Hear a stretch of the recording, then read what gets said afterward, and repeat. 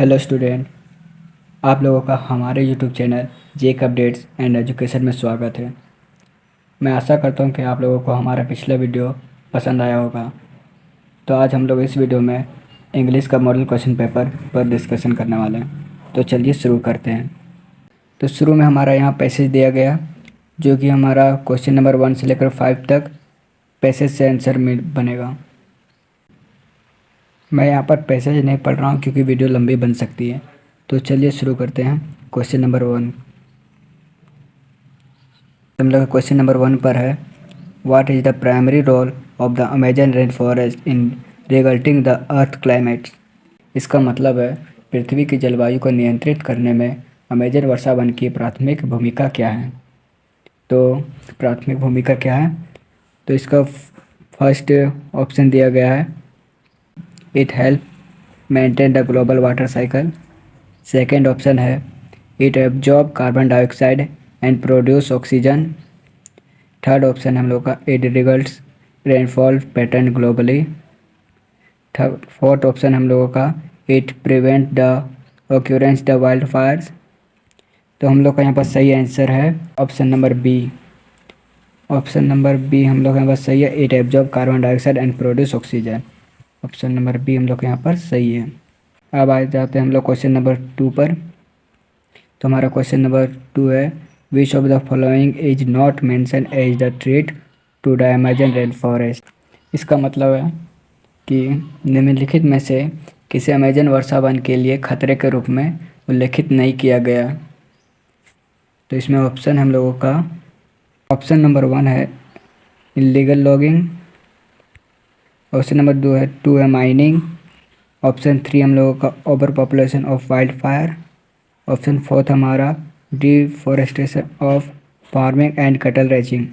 हम लोग का यहाँ पर सही आंसर हो जाएगा option number C, overpopulation of wild fire.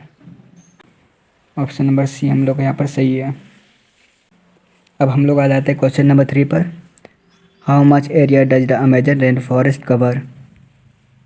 इसका मतलब है अमेजन वर्षा वन कितने क्षेत्र में फैला हुआ है। तो यहाँ पर हम लोग का फर्स्ट ऑप्शन है 2.5 मिलियन स्क्वायर किलोमीटर्स। ऑप्शन 2 है हम लोगों का, दूसरा ऑप्शन है 3.5 मिलियन स्क्वायर किलोमीटर्स। ऑप्शन तीसरा है हम लोगों का 5.5 million square kilometres.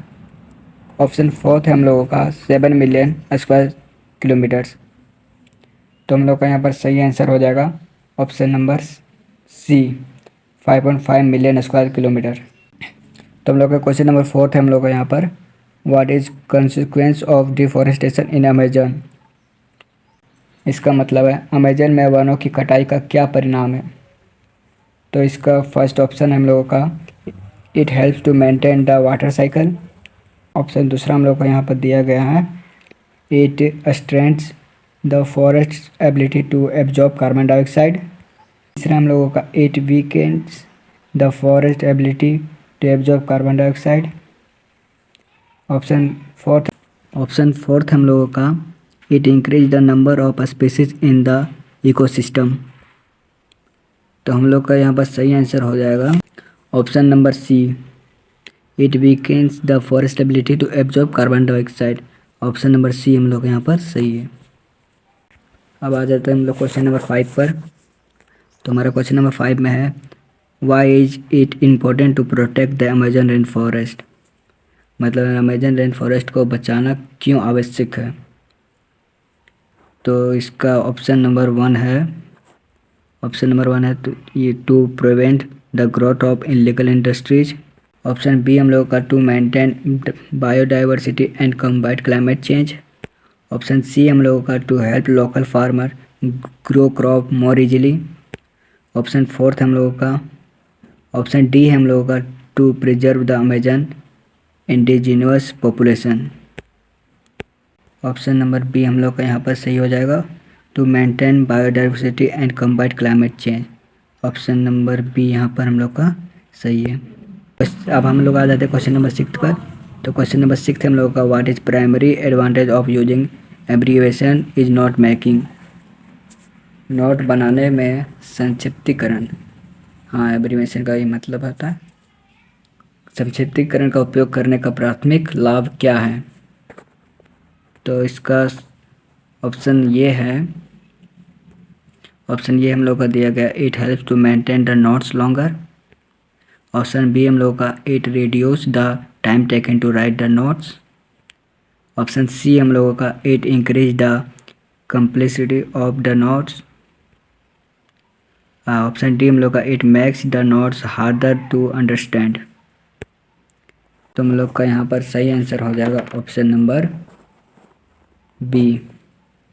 Option number B हम लोग का सही हो जाएगा, it reduce the time taken to write the notes. Option number B हम लोग का यहाँ पर सही है। अब हम लोग आ जाते हैं क्वेश्चन नंबर 7 पर। तो क्वेश्चन नंबर 7 है हम लोग का, when writing a summary which of the following should be avoided.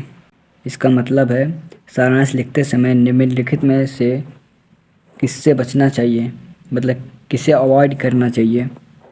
तो इसका ऑप्शन है हम लोग का, using your own words. Option B हम लोग का, paraphrasing the original content. Option C हम लोगों का, including unnecessary details. Option D हम लोगों का, राइटिंग कॉन्शियसली। तो हम लोग का यहाँ पर सही आंसर हो जाएगा option number C. Option number C में है इंक्लूडिंग अननेसेसरी डिटेल्स, मतलब ऑप्शन नंबर सी सही हो जाएगा हम लोग का यहाँ पर। अब हम लोग को यहाँ पर एक पोएम दिया गया है, the lemon top.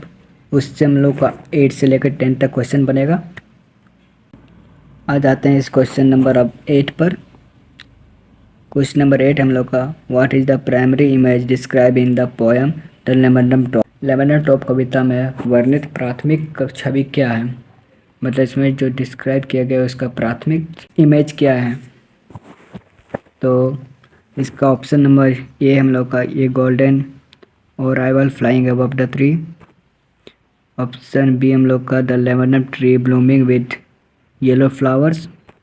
Option C हम लोग का, the wind blowing through the branches.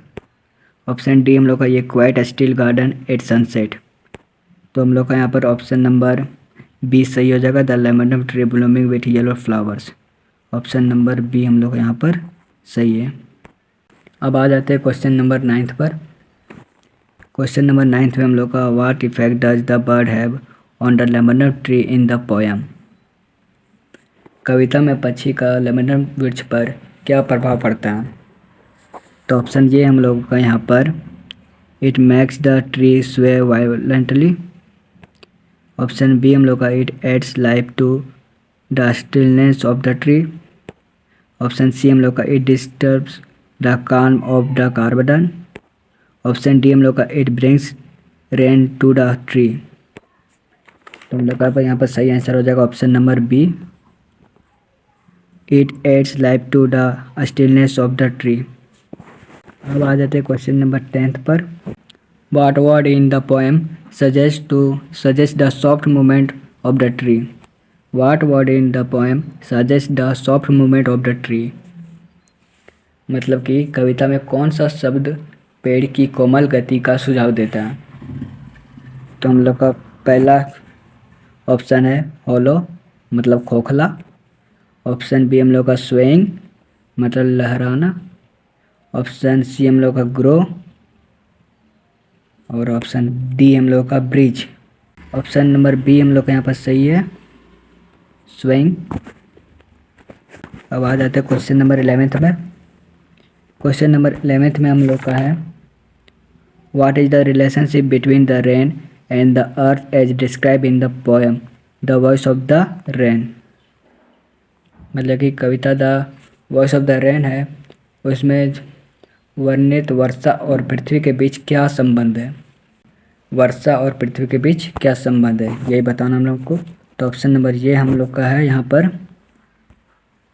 The rain punish the earth. Option B हम लोग का, the rain provides life to the earth. Option C हम लोग का, the rain ignores the earth. Option D हम लोग का, the rain destroys the earth. तो हम लोग का यहाँ पर सही हो जाएगा answer option number B. Option number B हम लोग का यहाँ पर सही हो जाएगा, the rain provides life to the अर्थ। अब आ जाते हैं क्वेश्चन नंबर 12 पर। क्वेश्चन नंबर 12 है हमारा, how does the poet feel about the loss of childhood.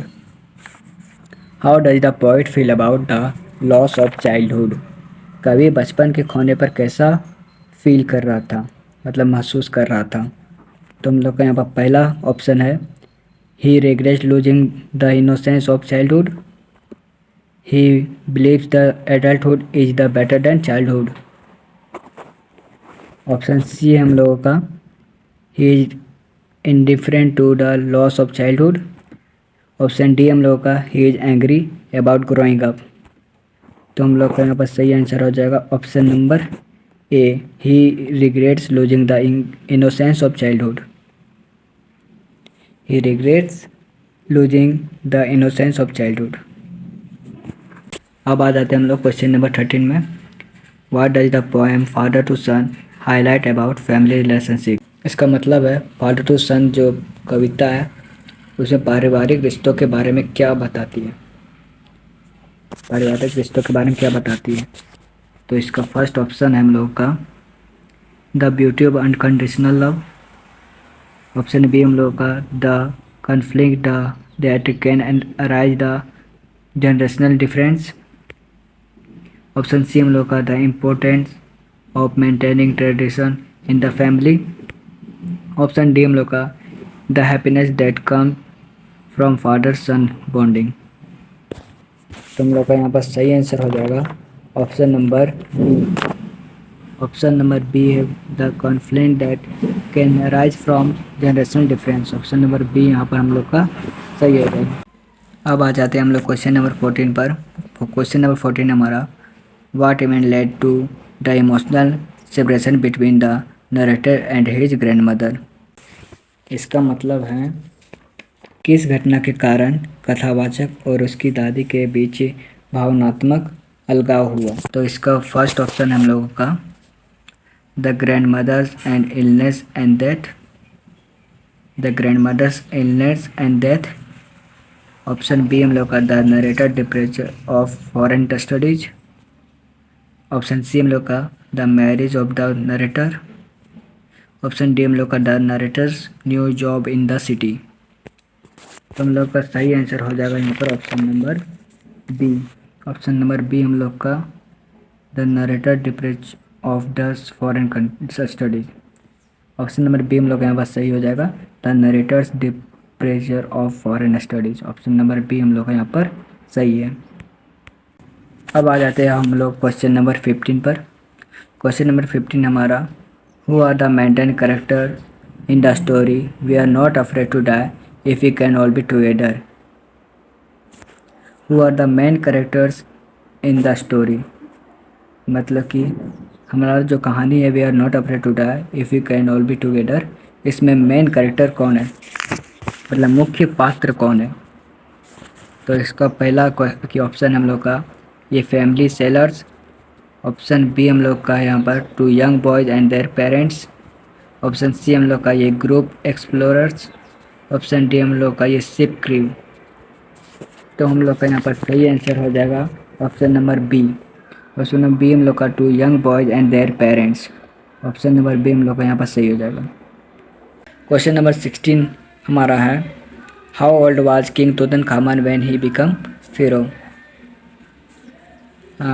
इसका मतलब है, राजा तुतनखामन जब फिरौन बना तो उसकी उम्र क्या थी। फिरौन का मतलब होता है राजा का पद।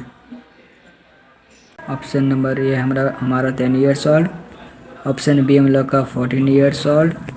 ऑप्शन सी हम लोग का 9 ईयर्स ओल्ड। ऑप्शन डी हम लोग का 18 ईयर्स ओल्ड। तो हम लोग का यहाँ पर सही आंसर हो जाएगा option number C. Option number C हम लोग का यहाँ पर सही हो जाएगा। ऑप्शन नंबर सी में है 9 years old. Option number C हम लोग का सही हो जाएगा। अब हम लोग आ जाते हैं क्वेश्चन नंबर 17 में। क्वेश्चन नंबर 17 में हम लोग का, what is the central theme of the ailing planet the green movement's role.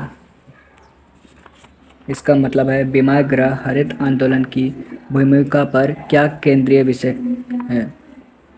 भूमिका क्या, केंद्रीय विषय क्या है। तो इसका ऑप्शन है, ऑप्शन ये हम लोग का, the history of global warming. Option B हम लोग का the importance of biodiversity. Option C हम लोग का the environmental degradation and the role of the green movement in the saving of the planet. Option D हम लोग का the role of the government in environmental policies. तुम लोग के यहाँ पर सही आंसर हो जाएगा option number C. Option number C हम लोग के यहाँ पर सही हो जाएगा। अब हम लोग आ जाते हैं क्वेश्चन नंबर 18 पर। From where was professor Gaitonde travelling to. Professor Gaitonde कहाँ जा रहे थे?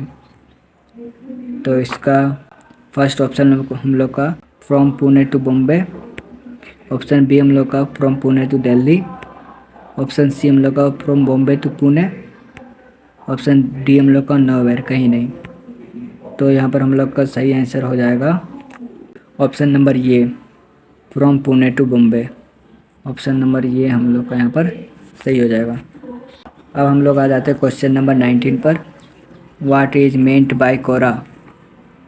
कोरा से क्या तात्पर्य है? तो ऑप्शन नंबर ये हम लोग का मोनेस्ट्री। फिर ऑप्शन बी हम लोग का टेम्पल। ऑप्शन सी हम लोग का सर्कमएम्बुलेशन। ऑप्शन डी हम लोग का माउंटेन।